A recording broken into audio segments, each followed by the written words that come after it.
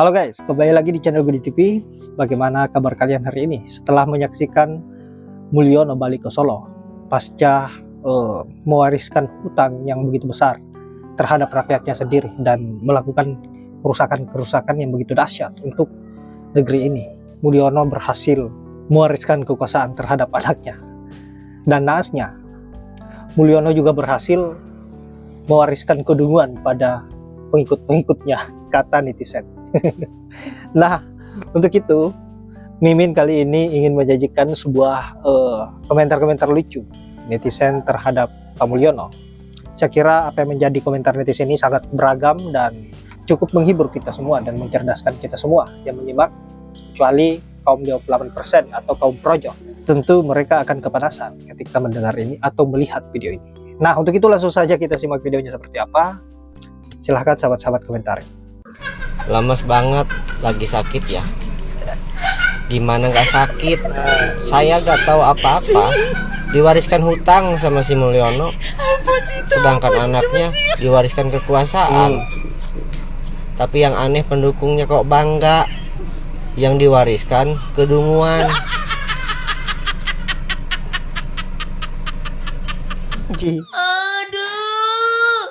Aduh sedih. Julid. Aku sedih.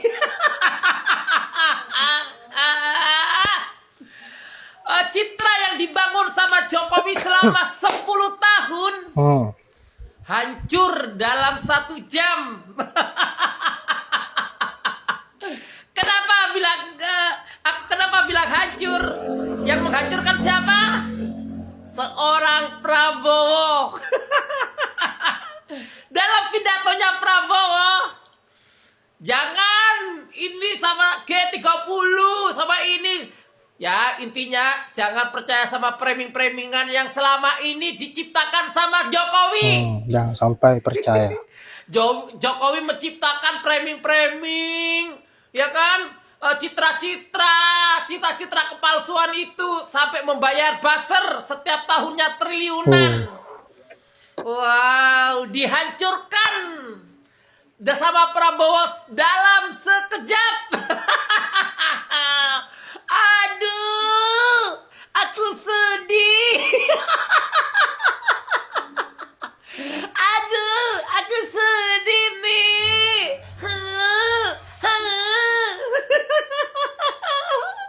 Mana nih dinas sosial nih, aku sedih.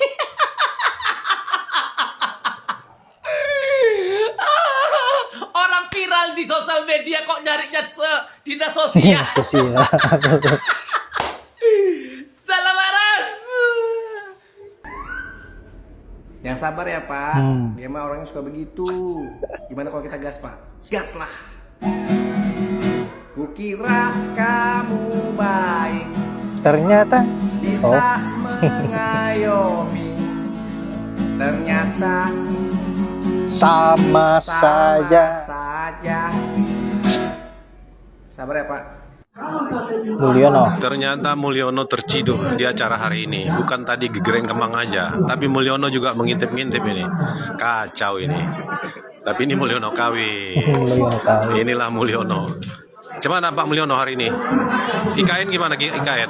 Nah kok tanya saya, tanya presiden yang bikin IKN. Oh gitu, jadi bukan Bapak yang bikin IKN? Bukan, IKN itu adalah kesepakatan seluruh rakyat Indonesia. Kok sekarang Bapak nyuruh nyalakan rakyat, tapi Bapak bikin kebijakan itu? Jadi begini sebenarnya, itu kan rakyat sudah diwakili oleh DPR. DPR itu kan sudah ada di kantong saya semua. Wah, kacau ini. Ini Mulyono nih kacau ini, kacau Mulyononya nih. Ini ngintip di acara kita nih. Terima kasih saudara-saudara. Assalamualaikum. Pak Prabowo yang terhormat, Mas Jopra. saya menyadari 5 tahun ke depan tugas Bapak nggak mudah. 5 tahun ke depan tugas Bapak memang maha berat. Sangat berat. Karena sudah banyak kerusakan di negara ini, Pak. Dan pastinya Bapak juga karena sampai juga sempat ada di dalam. Utang negara yang menggunung, IKN yang terancam mangkrak, pengangguran yang membludak, rupiah makin mengecil nilainya, Pajak semakin tinggi. anak-anak Gen Z Pak nggak tahu singkatan MPR. Aduh. Sampean jadi presiden persis setelah situasi negara yang dibuat oleh Jokowi sebagai negara yang penuh kepalsuan. Penuh kepalsuan karena katanya ekonomi meroket, ternyata merosot. Penuh kepalsuan. Katanya swasembada pangan, nggak taunya serba impor. Penuh kepalsuan karena katanya demokrasi membaik. Ternyata malah anak, adik ipar, menantu, semua berebut kekuasaan.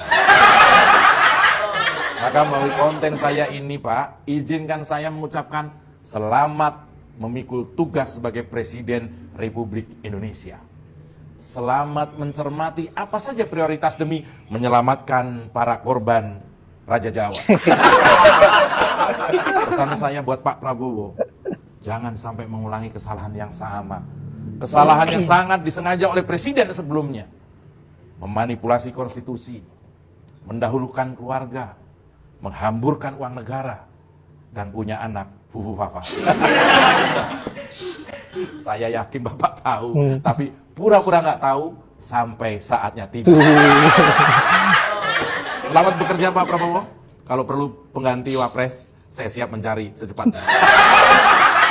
Dari postingan foto ini, terus muncul komen-komen semacam ini.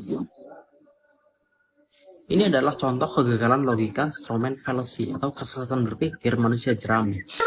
Jadi orang-orang ini sengaja menyalah-artikan atau membengkokkan argumen lawan, dianalogikan sebagai sedang membangun sebuah manusia jerami agar mereka bisa menyerang atau menolak. Diduga penggunaan istilah manusia jerami pertama kali itu tercatat dalam sejarah di buku Martin Luther, The Babylonian Captivity of the Gods. Dia bilang, they assert the very things they assert, or they set up men of straw whom they may attack. Kan gue mengkritik calon-calon menteri Prabowo, kemudian dibengkokkan bahwa seolah-olah gue maunya yang di situ adalah orang-orangnya Anies. Mereka membangun kesimpulan sendiri buat dibantah sendiri. Sebenarnya kalau dibedah lebih dalam lagi, komen-komen macam begini tuh mengandung banyak banget jenis-jenis kesesatan berpikir. Oh bisa ya orang-orang begini hidup berlarut-larut dalam kesesatan berpikir. Kenapa ya? Ya karena sesat pikir di kepala mereka itu udah berlarut-larut sampai mengendap jadi sedimen. Gua sebut itu adalah sedimentasi kedunguan. Yap, itulah berbagai komentar lucu dari netizen. Lucu tapi sangat mencerdaskan kita semua. Membuktikan bahwa betapa bobroknya kepemimpinan Pak Mulyono. Dan apa yang menjadi analisis para netizen ini sangat tepat, penyampaiannya sangat jelas. Dan saya berharap apa yang ada di video ini bisa disaksikan oleh kaum 58% ataupun kaum projo agar segera sadar. Karena kalau kalian tidak sadar-sadar juga, maka resikonya negara ini betul-betul tidak akan pernah mengalami kemajuan karena orang-orang yang seperti kalian yang sesat dalam berpikir, yang hanya berpikir persoalan isi perut tanpa pernah berpikir bagaimana kemajuan bangsa ini dan juga kemajuan negara kita yang tercinta. Nah sahabat-sahabat, saya kira hanya itu. Terima kasih sudah menyempatkan diri untuk menonton setiap video yang saya up. Semoga apa yang saya up bisa bermanfaat bagi sahabat-sahabat dan juga menghibur sahabat-sahabat semua. Saya akhiri dengan ucapan Assalamualaikum warahmatullahi wabarakatuh.